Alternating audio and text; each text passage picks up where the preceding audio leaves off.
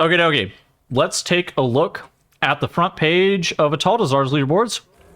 And if you've seen this week, it's not the greatest week ever. It's entangling Bolstering Fortified. However, there is a team in China that is playing 4 DPS, inside of an Atal'Dazar. And for a lot of people, some people thought that they were playing 4 DPS for the entire key.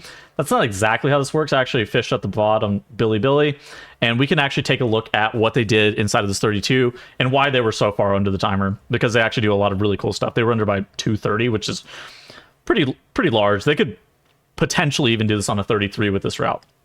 So first and foremost, they start the key with 4 DPS. And so that's why it shows up as 4 DPS, is because they start with their player who's going to be playing a healer. In this case, it's their priest, in Shadow spec. And a lot of the times whenever we've seen this, we've seen teams go immediately to Razan. They zone out of the key after Razan, and then they swap back to healer, because you don't necessarily need a healer for Razan. However, what this group is doing is they're immediately going left with the Shadow Priest. And this is going to speed up their pulls in this area, because in theory, there shouldn't be like a lot of damage that's done here. But what actually kind of freaks me out is how large they go. So they pull this corner pack, this front right pack with the Colossus, and then both of these 2 double packs. And so they have 3 augurs and 2 confessors in this pull. Or this actually might be 3 augurs, 3 confessors. And so they basically need like a perfect CC chain. So what they're going to do is they're going to go Sigil of Chains into Sigil of Silence into... Or it's actually probably like Sigil of Chains of Pressing Roar, Sigil of Silence. So that's a 10-second Sigil. And then they're going to go Sigil of Chains, Misery, Sigil of Chains, Misery. And then they're going to go a Silence again. And so then that's probably 25 seconds of lockdown right there. And then they're going to go Solar Beam out of it. And then that's probably somewhere in the order of like 35 seconds of lockdown. And so whenever they have Lust available, they have basically 35 seconds of lockdown to be able to kill off this first pack. And whenever they have 4 DPS, including an Aug Evoker in their group, they're actually going to be buffing up everybody a significant amount. And so you also have the Mage, and I know the bitrate drops for some reason during this first pull for this Aug Evoker, doesn't really matter. You have the Mage standing on the spot here. But then in addition to that, if you have that 35 seconds of lockdown, you also rotate back to the third Silent Sigil with Cycle of Binding. And so you realistically probably have 45 seconds to kill off this pack before it kills you. And you can see here some of the mobs are dying off. The Mage is completely focusing down that Colossus, because a really large bolster Colossus could be a problem. There are going to be some pretty big Juggernauts, which Rare is going to have to watch out for. They even have like a couple of deaths here, but it's not like the end of the world. And so then we move forward to the next pack. The healer has not zoned out yet to swap from Shadow to Disc yet.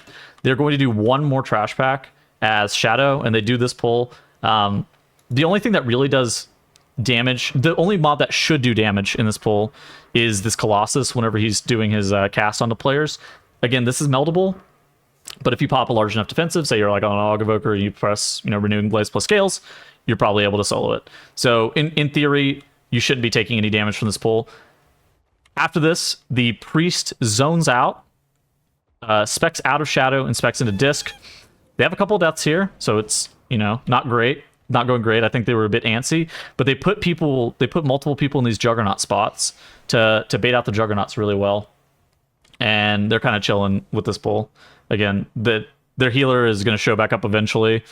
And so this is only really scary for the tank.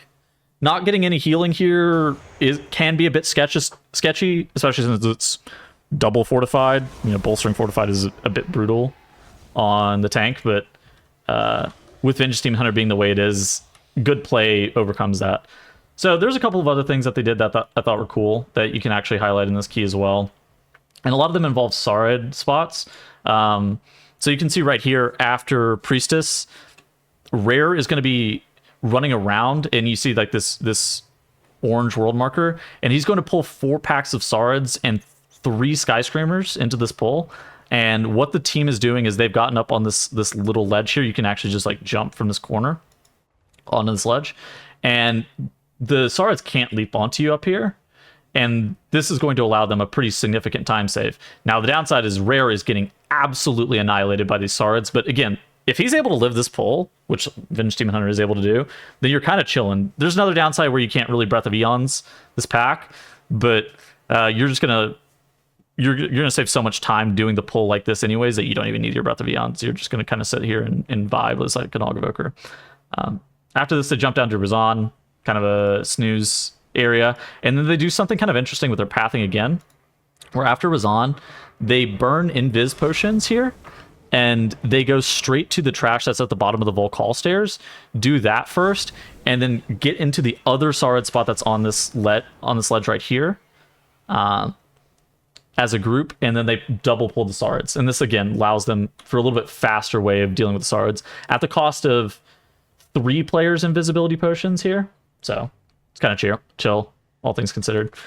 Beyond that, not a ton else has happened. They play very standard for the remainder of this key. They have 4 deaths, but a lot of that happened at the very beginning. And they're still 2.5 minutes under, but a lot of that came off of that first pull. It's something that I've seen a lot more popular on Tyrant weeks. I was a bit surprised that they were able to even pull it off on Fortified. Wow, they actually have a DC in the middle of this too, and they're still 2.5 minutes under. This is crazy. I didn't realize that they had a DC right before Yasma. So they could have even been further under. And this kind of puts the question, is 33 on the table for Fortified? And I think the answer is likely yes, especially if you're able to execute that first pull with this composition cleanly. Anyways, that's going to be it for today's video. I hope you guys enjoy. And I hope that this video does not reach JB. That way he'll have a comment about not bringing healers to the first pull of dungeons, I'm sure. Goodbye.